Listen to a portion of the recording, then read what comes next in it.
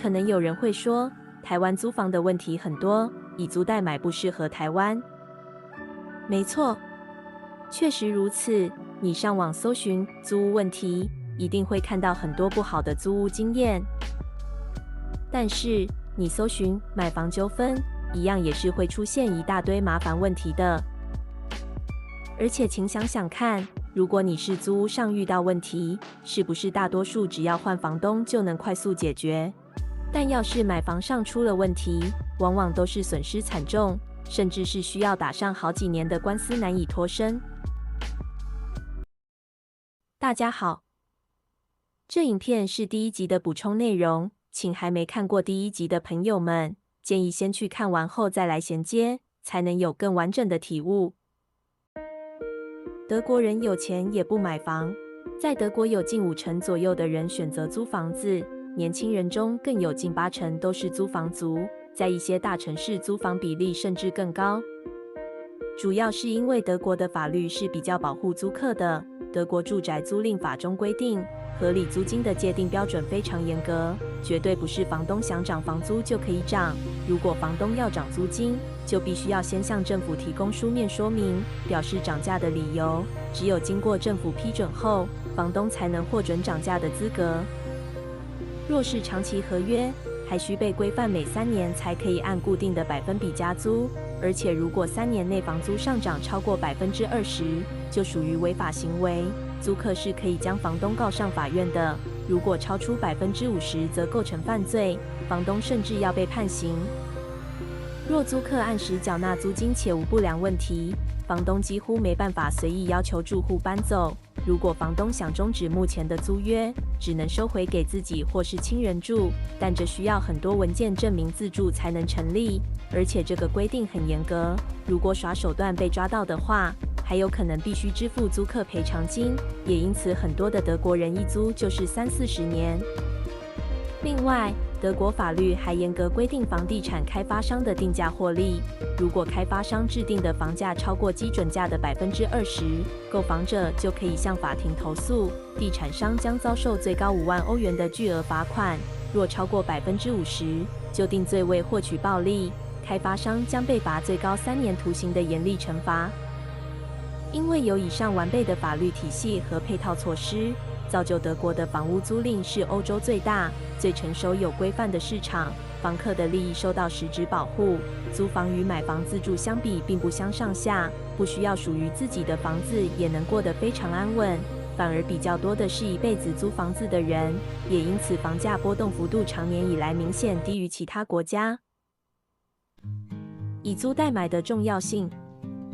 那么到底是先有德国政府对租屋族有法律保障，才创造了高租屋率，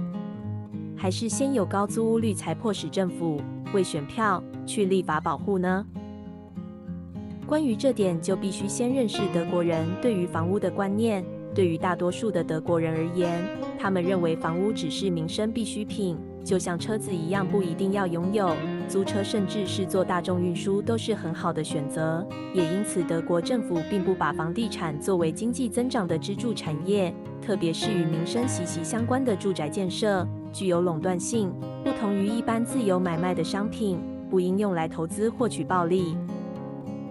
也依据此原则制定出各种保护居住权的法律，甚至是重罚炒作的恶行。金融政策上也是长期支持租赁产业而非房屋买卖，因此可以说德国的房屋租赁市场盛行，就是抑制房价高涨的定海神针。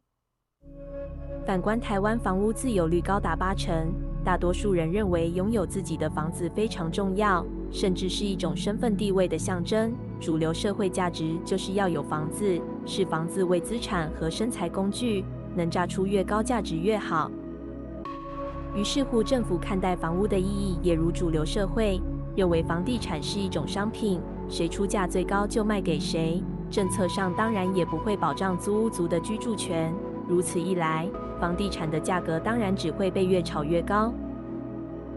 这也就是那些既得利益者长年以来要不停洗脑大众买房的主要原因。因此可以说，造成高房价的源头，就是所有人被洗脑要把房屋当成资产的观念，人生一定要买房，更是他们最成功的计谋。但获取暴利爽的是他们，辛苦扛债生活的却是我们，更造成一大堆的问题，导致严重少子化，最终受影响最大最痛的还是我们一般人。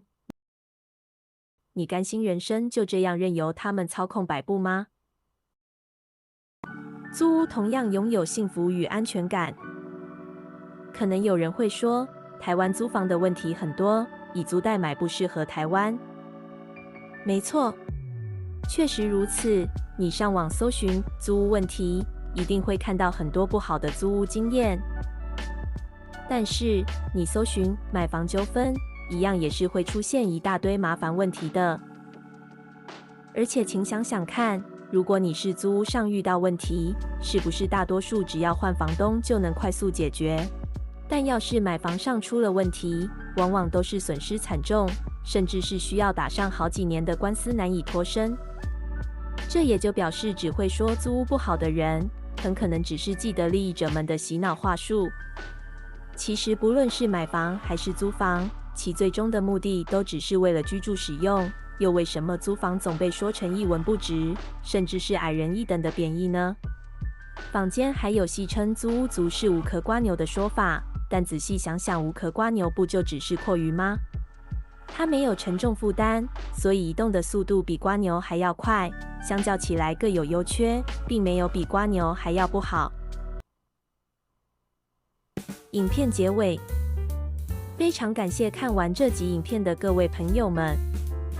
德国保障居住权的法律做得非常好，但它并非凭空而来，而是社会集体思考的表象。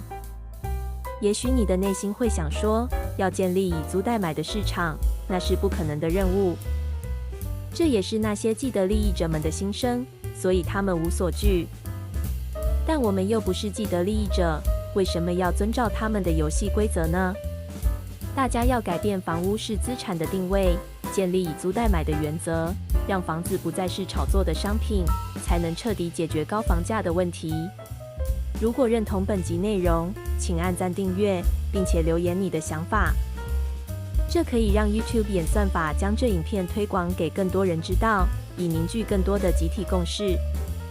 本频道每月15号、30号更新，请记得订阅，开启小铃铛，才有最新影片的通知。让我们一起拿回属于自己的人生。